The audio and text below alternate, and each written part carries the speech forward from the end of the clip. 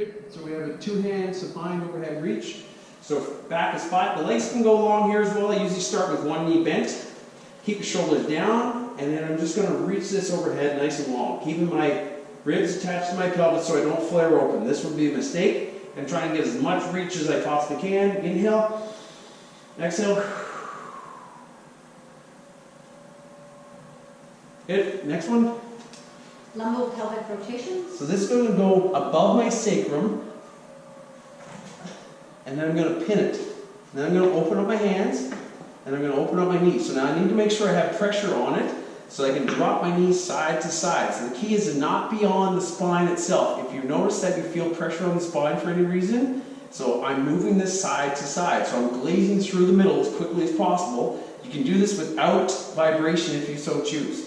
And it tends to move around a little bit, so you notice I have to adjust myself almost every rep. Good?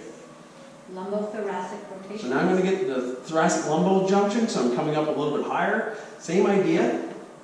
Here, arms at the side, shoulders down and back. Then I'm going to drop the knees. This one is a little easier to hold on to. You have more pressure onto the roller. You're just going to drop your knees, and if you want, you can look towards the opposite hand. So if the knees drop one way, you can look at the hand the opposite direction. Notice my palms are up, not down, in order to be able to hold, create an opening situation. Again, keep your ribs towards your pelvis. And last but not least, Kneeling lift. so this is just to get a hip flexor stretch in combination with mobility and rotation. So I'm trying to get some energy to move into my core through the vibration. So from here, I'm going to open my chest, and I'm going to come across my body. I'm going to pressurize the roller. I'm going to bring it across the top. A lot of times with the client, I'll get them to freeze right here, and I'll try and put some core pressure onto it. Down across. Knee stays out and strong instead of folding inwards. Nice and long through the hip. And I can start to lengthen through the hip more and more as I go. Reach across.